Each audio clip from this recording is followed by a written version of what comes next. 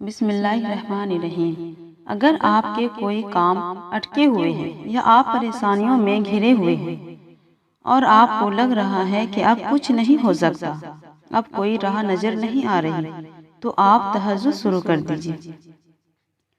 تہجد کی نماز میں آپ کو وہ سکون ملے گا جس کے لیے آپ پورا دن پریشان رہتے ہیں اوور تھنکنگ کر کے۔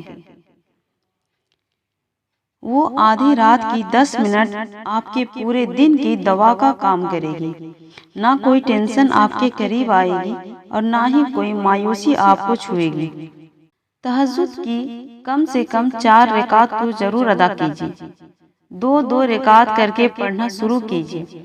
2 رکعت نفل کی نیت کیجیے، تہجد کی نیت سے۔ ایسے بولیں نیت کرتے وقت، پھر ثنا پڑھیے، پھر سورہ فاتحہ اور پھر کوئی بھی ایک سورہ پڑھ کر رکوع میں جائیں، پھر سجدہ کیجیے۔ دوبارہ کھڑے ہو کر پھر سورہ فاتحہ پڑھیے اور کوئی ایک سورہ، پھر رکوع اور سجدہ کر کے سلام پھیر لیجیے اور 2 رکعت بالکل اسی طریقے سے ادا کیجیے۔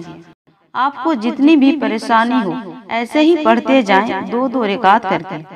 اب آخر میں ایک تسبیح تیسرا کلمہ کی پڑھ لیجیے اور پھر سورہ والضحیٰ پڑھیے اور پھر قرآن کریم کی یہ 2 پاورفل آیت جنہیں خود اللہ تعالیٰ نے ہمارے نبی صلی اللہ علیہ وسلم کو پیش کی، اسے پڑھیے اور پھر دعا کیجیے۔ انشاءاللہ 100% دعا قبول ہوگی۔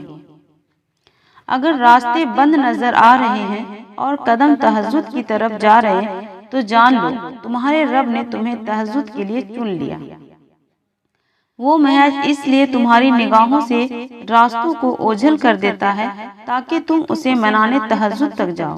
وہ چاہتا میرا بندہ رات کی خاموشی میں مجھ سے ہم کلام ہو اور میں سکون سے رات کی خاموشی میں اپنے بندے کو سن سکوں۔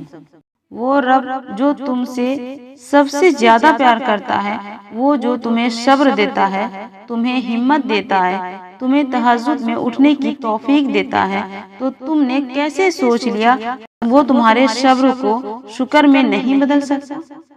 سنو، تمہاری تہجد وسیلہ بنا سکتی ہے معجزوں کو پانے میں۔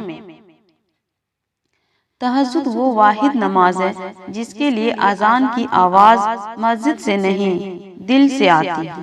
میں نے دیکھا ہے تہجد کی نماز پڑھنے کے بعد ناممکن کو ممکن ہوتے ہوئے۔ تہجد کے وقت تھا اور چاند اسو تھے بہت، پر سکون وہ ملاقات تھی جو رب کے ساتھ تھی۔ اور جب محبت ہو جاتی ہے نا، نماز قضا کرنے والے تہجد ادا کرنے لگتے ہیں۔ جو تہجد کی نماز کو اپنی عادت بناتے ہیں وہ اللہ کے دوست بن جاتے ہیں۔ تہجد پڑھتے ہوئے آپ اللہ کے بہت قریب ہو جاتے ہیں، جہاں آپ اپنی ہر دعا کی اجابت کی امید رکھ سکتے ہیں۔ آئیے تہجد کے وقت ہم سب مل کر اپنے اس بہترین وقت کو بڑھائیں اور اللہ تعالیٰ سے ہر خواہش کی تکمیل کی دعا کریں۔ آپ بھی اپنے تہجد کے تجربے کے بارے میں ہمارے ساتھ شیئر کریں اور لوگوں کو اس بہترین عبادت کے بارے میں معلومات فراہم کریں۔ اللہ کے ڈر سے ایک گناہ چھوڑنا لاکھ تہجد نوافل سے بہتر ہے۔ مایوس کیوں کھڑے ہو؟ اللہ بہت بڑا ہے۔ جب جان گئے ہو اللہ میرے ساتھ ہے تو اپنے خوف کو دل سے نکال دو۔ مانگنے والوں کو وہ امید سے بڑھ کر عطا کرتا ہے۔ اچھا گمان رکھو، وہ بڑے غور سے تم کو سنتا ہے۔